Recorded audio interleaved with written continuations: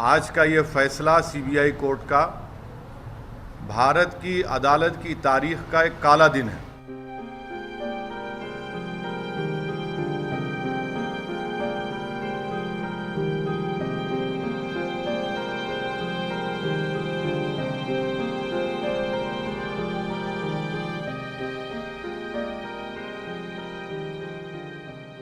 देखिए, हर कोई आज एक दिली तकलीफ़ और दर्द को महसूस करेगा जो भारत के संविधान और भारत के डाइवर्सिटी, भाईचारगी, प्लुरलिज्म पर जिस किसी को आज भी अटूट भरोसा है और यकीन है। आज का ये फैसला सीबीआई कोर्ट का भारत की अदालत की तारीख का एक काला दिन है। और मैं ये इसलिए कहता हूँ क्योंकि सुप्रीम कोर्ट ने 9 नवंबर को जो सिविल डिस्प्यूट के मुकदमे का फ़ैसला दिया था, जजमेंट में सुप्रीम कोर्ट ने कहा था, अंग्रेज़ी में कहता हूँ कि सुप्रीम कोर्ट ने कहा था कि it is an egregious violation of rule of law. और सुप्रीम कोर्ट ने ये भी कहा था कि ये calculated act of destroying a public place of worship.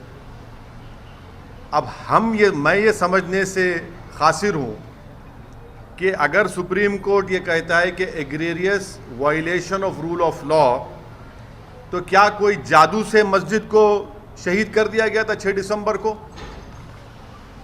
क्या कोई जादू से वहाँ पर 28 और 29 दिसंबर की रात 49 में मूर्तियाँ रखी गई थी? क्या कोई जादू से उसके ताले खोले गए थे जब राजीव गांधी प्राइम मिनिस्टर थे? इसीलिए मैं ये कहता हूँ कि सुप्रीम कोर्ट ने जो बात कही उसके बरखिलाफ आज ये जजमेंट आया है। और ये मैं कहने पर मजबूर हूँ कि violence page for you politically. अगर आप वायलेंस करेंगे तो आपको मिल जाएगा, क्योंकि आप अंदाज़ा लगाइए कि अडवाणी की रथ यात्रा जहाँ कहीं भी भारत में गई, वहाँ पर खूनरेज़ी हुई, मासूम लोगों का कत्ल हुआ, जायदादें जलाई गईं, ख़ानदान उजड़ गए, बर्बाद हुए। और आज ये फैसला आता है सीबीआई कोर्ट का जिसमें कहते हैं कि वो स्पॉन्टेनियस नहीं था। तो हम ये जानना चाहते हैं कि भाई साहब, ये कितने दिन, कितने महीने लगेंगे प्रिपरेशन के लिए ताकि वो स्पॉन्टेनियस ना हो? आप बताइए ना, कितने दिन, कितने महीने लगेंगे स्पॉन्टेनियस ना हो? क्या ये बात सच नहीं है कि उमा भारती ने कहा था कि एक धक्का और दो, बाबरी मस्जिद तोड़ दो? क्या दुनिया ने नहीं देखा कि जब बाबरी मस्जिद शहीद हो रही थी तो मिठाइयाँ बांटे जा रहे थे? अडवाणी, मुरली मनोहर जोशी, उमा भारती, ये सब लोग तो मिठाई खा रहे थे, खुशियाँ मना रहे थे। कैसा ये फैसले पे आज आ जाती आप? आखिर पैगाम क्या देना चाह रहे आप? पैगाम क्या देना चाह रहे? पैगाम यही मिल रहा है कि वायलेंस पेज, मास वायलेंस पेज।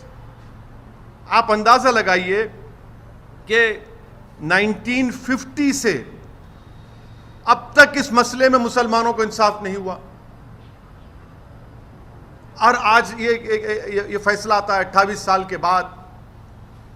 हम आज भी कह रहे हैं, अगर ये मस्जिद नहीं शहीद होती तो क्या 9 नवंबर का सुप्रीम कोर्ट का फैसला आता था? सारी दुनिया ने देखा कि जो लोग वहाँ शाम में खड़े होकर स्पीचेस दे रहे थे, लोगों को उकसा रहे थे, उनकी मौजूदगी में क्या ये बात सच नहीं है कि सीबीआई की चार्जशीट में एक विटनेस ने कहा कि कल्याण सिंह, उस वक्त के चीफ मिनिस्टर, ने कहा कि रोक कंस्ट्रक्शन पर है, डिस्ट्रक्शन पर नहीं है? वो भी आप नहीं मानेंगे उसको? क्या सीबीआई की चार्जशीट में ये नहीं कहा गया था कि 5 दिसंबर की रात अडवाणी ने विनय कटियार के घर में साजिश रचाई? क्या यह बात सच नहीं है कि अडवाणी ने कल्याण सिंह को कहा कि उस वक्त तक आप रिजाइन मत करिए जब तक कि मस्जिद डिमोलिश नहीं हो जाती? ताकि गवर्नमेंट का डिसमिसल ना हो? क्या बीजेपी की सरकार उस वक्त की जाकर सुप्रीम कोर्ट को वादा नहीं किया था कि हम मस्जिद को बचाएंगे? यह फैसला मुझे कहना पड़ेगा कि ये judgement satisfies the collective consciousness of Hindutva and its followers and its ideology. ये जजमेंट का यही है। किसने तोड़ा फिर मस्जिद? फिर हम पूछना चाहते हैं, जब 6 दिसंबर 1992 को मस्जिद शहीद हुई थी, उस वक्त मैंने अपने आप को एक हेल्पलेस महसूस किया। मैंने अपने आप को अपने लिए एक ह्यूमिलिएशन समझा कि मैं अपनी एक शर्म महसूस हुई कि मैं अपनी मस्जिद को बचा नहीं सक रहा हूं, और आज आप ऐसा फैसला देते हैं। तो फिर आखिर इतना सब जो इन्वेस्टिगेशन हुआ, कैसा क्या हुआ? एक और बात आपको समझने की जरूरत है कि आडवाणी को हाईएस्ट सिविलियन अवार्ड दिया गया बीजेपी गवर्नमेंट तरफ से, एक्यूज्ड हैं। तभी हमने कहा था कि देखो, मैं प्रेस कॉन्फ्रेंस कर कहा था कि आडवाणी को ये हाईएस्ट सिविलियन अवार्ड दिया जा रहा है। आज उसका नतीजा हम देख रहे हैं। उमा भारती, अच्छा आप एक और आदमी का नाम ले लीजिए, हिंदुस्तान टाइम्स में आया कि भगवान गोयल कोर्ट के बाहर कह रहा है, कोर्ट के बाहर फैसला देने से पहले कोर्ट के बाहर कह रहा है कि हां, मैं एडमिट करता हूं कि मैंने डेमोलिशन में हिस्सा लिया। वो बीजेपी में उस वक्त का नॉर्थ इंडिया का शिवसेना का चीफ था, कोर्ट के बाहर कह रहा है, और कोर्ट में जाकर कोर्ट बरी कर देता है उन लोगों को। तो ये मेरे लिए बहैसियत एक भारत के मुसलमान के लिए, जो मैं 6 दिसंबर 1992 को जो मुझे एक ह्यूमिलिएशन और बेबसी जो मैं महसूस किया था, आज मैं वही महसूस कर रहा हूं। इंसाफ नहीं हुआ इस मसले में, इंसाफ नहीं हुआ इस मसले में। जिन लोगों के इशारे पर, जिन लोगों की मौजूदगी में, जिनके तकारीर के जुमलों पर ये वायलेंस, तशद्दुद हुआ, क्रिमिनल एक्ट जिसको सुप्रीम कोर्ट ने कहा, आज वो पूरे के पूरे बरी हो गए। अब मुझे ये नहीं मालूम कि सीबीआई अपनी इंडिपेंडेंस को बरकरार रखने के लिए अपील करेगा या नहीं करेगा, और मुझे यह भी नहीं मालूम कि अगर अपील करेंगे तो कितना टाइम लगेगा अपील की सुनवाई के लिए। मगर अपील करना चाहिए। यह नाइंसाफी पर मबनी है, बिल्कुल नाइंसाफी पर मबनी है। इसको कोई भी सही सोचने वाला भारत का शहरी इसको सवाल करेगा कि भाई ये क्या इंसाफ हो रहा है, क्या ये इंसाफ हुआ? हरगिज़ इंसाफ नहीं हुआ। सारी दुनिया जानती है, सब जानते हैं कि बीजेपी, आरएसएस, विश्व हिंदू परिषद, शिवसेना, इन तमाम की मौजूदगी में और साथ ही साथ कांग्रेस पार्टी, इसकी जड़ कांग्रेस पार्टी है।